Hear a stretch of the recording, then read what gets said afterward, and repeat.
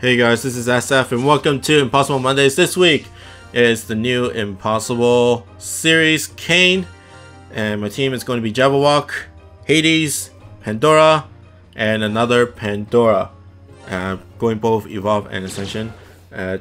Depending like which Pandora is better, I like Ascension a lot better, just because of the ability. The main ability for once is it's individual HP bars, and then no gravity barrier, and then gravity barriers, and then there's some laser barriers, and then there are healing panels, and it is a no heart dungeon, so basically don't get hit.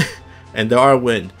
I think the main hazard you should look out for is the wind, in my opinion, because the wind will suck up your monsters and then you'll be right in range for like attacks like the laser from the dragons.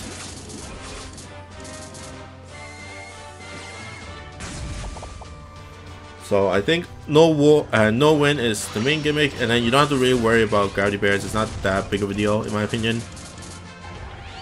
The whole point about this stage is to not be able to take damage, and a lot of stuff you can avoid, like the lasers from the dragons and stuff like that. Ooh. Now the healing panels, you get healing panels by clearing off the minion, not this minion, the one that he will pop out after the skull. This guy. And you can heal up that way. And it's best to leave one, if you have two on the field, leave one up, because the healing panels will go away after a few turns. I think it goes after one round. Okay, second stage is probably the worst floor for a lot of people, just because it's really hard to know the hitbox of the Smydras on the bottom, so you can actually like be kicked out, and then you'll be into spike range. And this is where wind really becomes useful, in that the wind will suck you up near the spikes, and then you're basically screwed and take a lot of damage that way. Just like what Pandora would be, but she doesn't have. But she already went, and I tried to stall, but good job for me. I didn't stall. And I clear off the guy, so that's even worse. So Hades becomes a ghost. And for people who are familiar with origami, then you know this is a really bad thing. But somehow, I think he didn't turn into a ghost because you move on to the next bar after you hit 0. So that's why Hades is still alive and kicking. Okay, third stage, just clear off the Smydras, because they do a volatile blast after a few turns, and they shoot out the big bombs that you see from like Aladdin's bomb combo, or if you play origami stage, then it has that as well. It's not one-shot kill, but it does expand to multiple enemies and multiple allies, and it will do a lot of damage that way. Okay, but all in all, it's really easy when you have so much damage from Pandora. And the dungeon itself, if you get to the weak spot, then it'll deal more damage. It deals like 4 to 5 times more damage. So make sure you hit the weak spots. That's why like Pierce is a little bit easier, but you don't really have to bring out Pierce if you don't need to. And just make sure you clear out the Smydras. And here comes the bomb. As long as you're close to the Smydras, then the bomb doesn't do that much.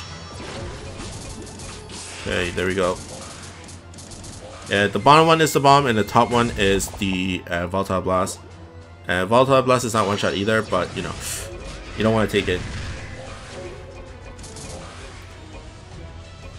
Okay, boss stage. It is 4 bars, so 39 turns, relatively long, but the boss is not that big of a deal. First stage, you can pinch right between the Smydra and Cain, so there goes one shot. So that's easy. But if you do it the normal way, Cain will pop out to near the top, and you can damage him that way. Okay, second bar. The attack that you really have to worry about is the right counter, the 4, and that is a fixed laser to the right side. So basically Jabberwock is right in range of that. I don't have to worry about it yet because there's still 3 more turns, but I do not want to stay there when you start shooting. Okay, I just want to clear out the dragon on top, and I keep on calling it dragon even though it is a red Bahamut, is because this red Bahamut, quote unquote red Bahamut, is actually a dragon class and not a fiend class. So dragon slayers are really good, aka evolve Kenshin. So if you don't have like these powerful monsters and you just want to worry about like mob clearing, then Kenshin is really good because it slays the Smydras and it slays that red Bahamut or the red dragon. And those are basically that's basically the damage from this dungeon. Like Cain doesn't do that much as long as you avoid the one-way onto the right side.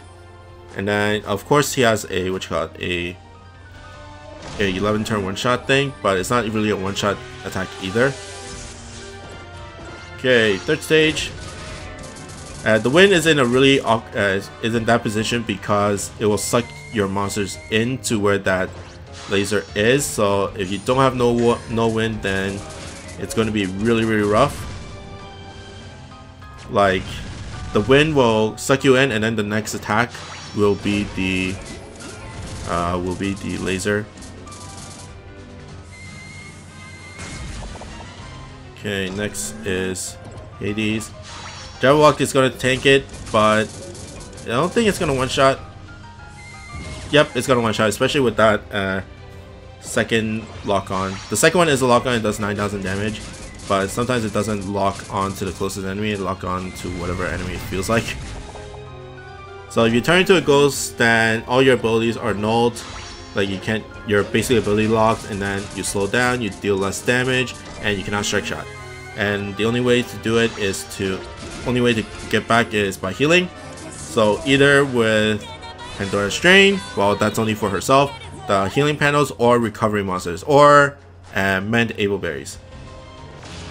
Okay, last bar, basically strike shot like hell. I don't really have to use Hades. I'm going to save Hades until I actually need it. Okay, next is Pandora Ascension, and even though there's gravity bears, I don't really care. Just go for it and deal as much as I can. And like I said in the beginning, strike shot, when you hit the weak spot, it deals more damage. Next is Jabberwock. Just shoot it because why not? Okay.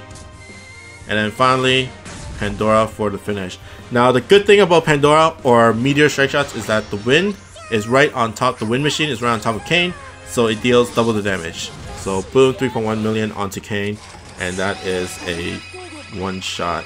Well, not one shot, it does about 70% of his damage of his HP bar. So Noah is a really strong monster for it. You might want to bring like Cleopatra because she also has recovery, but I think Noah is one of the better monsters in there. And of course it stacks and all that stuff. But overall it's a relatively easy dungeon. More easier than like the previous War God stuff. But if you don't have the right monsters, it kind of gets a little wonky. But that's pretty much it for me. I hope you guys like and subscribe, and I'll see you guys next time. Bye!